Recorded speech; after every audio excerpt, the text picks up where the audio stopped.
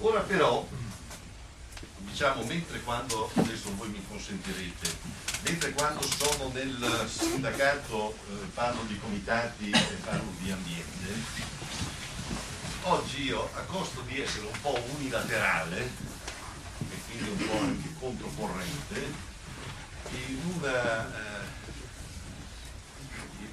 diciamo, riunione come questa, io invece vorrei parlarvi di un'altra cosa.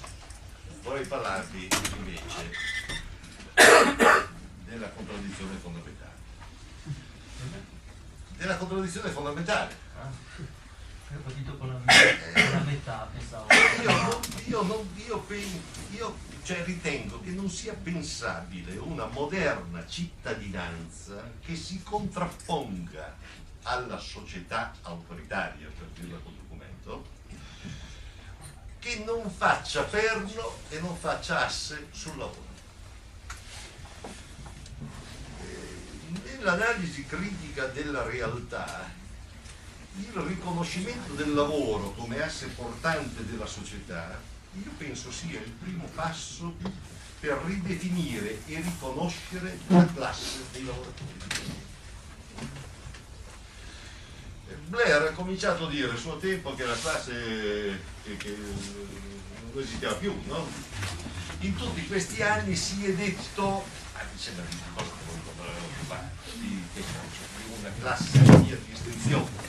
Gli operai non esistono più, il lavoro dipendente, ormai anche questo è destinato, diciamo, a dare esaurimento, e che cosa ti occupi? Sei moderno, sei vecchio, salvo scoprire che negli ultimi anni il lavoro dipendente è aumentato, che mai come adesso in Italia, in Europa e nel mondo il lavoro dipendente è quello, diciamo, maggioritario, è cresciuto e sono cresciuti persino gli operai, solo che gli operai sono diversamente distribuiti, perché una volta noi li vedevamo perché stavano nella grande fabbrica fordista, erano concentrati.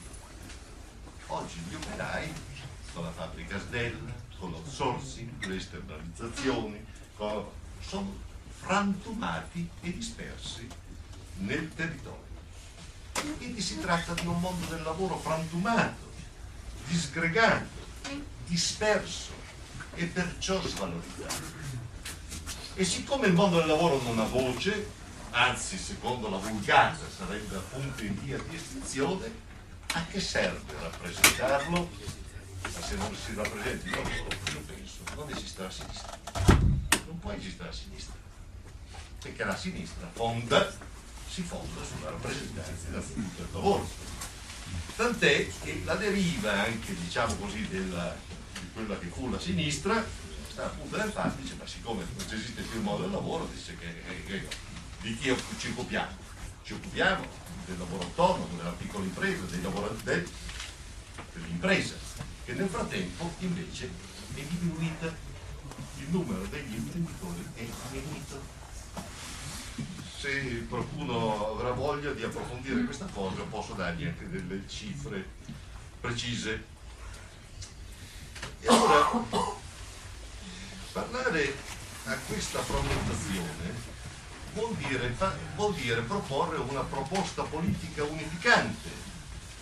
Non vuol dire solo descrivere la frantumazione del lavoro prodotta dal post-fordismo. Vuol dire incominciare a proporre qualcosa di unificante per produrre legame sociale. Ovviamente il legame sociale si produce attraverso il conflitto, o se preferite attraverso i conflitti. Un esempio recente, in questi ultimi tempi avete visto, no? Cosa fa il governo? I pubblici dipendenti sono fannulloni, quell'altra categoria i medici sono macellai, quell'altro è, cioè ogni, diciamo così, per ognuno c'è la sua. Teso a che cosa, per esempio? A dividere lavoratori dipendenti, lavoratori pubblici e lavoratori privati. Allora, la risposta che c'è stata per esempio col grande sciopero del 13 mi pare, no? Con la grande manifestazione a Piazza San Giovanni di lavoratori pubblici, i metalmeccanici, Fiemme Funzione Pubblica. È stato un fatto importante, una risposta importante. E allora Claudio, dov'è il mio amico Claudio Agnoli? Guarda il fuoco. Ecco Claudio, Per poco brucia. che la frantumazione del lavoro abbia prodotto, e la globalizzazione, come dice Gallino, il fatto che sia stato messo in concorrenza 1,5 milioni di lavoratori, mezzo miliardo di lavoratori occidentali, ci abbia indebolito, frantumate, eccetera, eccetera, ma non fa venire a meno la contraddizione fondamentale tra lavoro e capitale, non fa venire a meno la questione relativa al fatto che nel luogo di lavoro c'è il conflitto. Qualche volta si esprime e qualche volta, quando è debole, non si esprime. Perché dico questo? Perché altrimenti si arriva alla conclusione di Rifkin che non vi è alcuna possibilità di opporsi all'emarginazione e alla frantumazione del lavoro, e ne consegue quindi che se non ci sono vie d'uscita, se non, come propone un autore che per altri versi io apprezzo molto rispetto alle analisi, parlo di Marco Revelli, e cioè che adesso lo vorrei, diciamo così, insomma, farne una caricatura, ma insomma quando lui propone, dice, l'unica via d'uscita è nelle piccole isole umane e nella messa in rete delle eterogeneità fuori mercato. Esperienze certamente interessanti, che io guardo con grandissimo interesse e che anzi sono interessato a studiare, a capire, consumo critico, le cose di cui voi siete tanto più esperti di quanto possa dire io.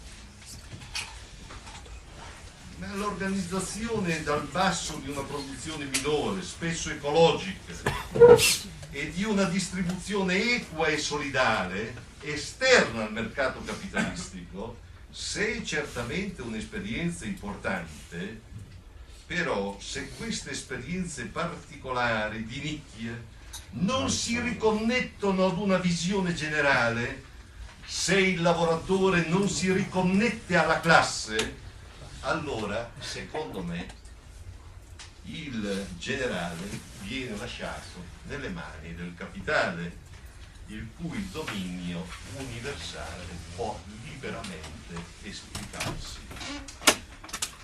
E allora concludo dicendo che secondo me questo è un passaggio ineludibile, non per pregiudizio ideologico, ma proprio perché noi stiamo assistendo al capovolgimento e all'occultamento della realtà dei rapporti di sfruttamento capitalistico dell'uomo come sulla natura, perché sono due facce della stessa medaglia, e cioè il capitale riduce a merce il lavoro e riduce a merce la natura, riduce a merce i beni comuni.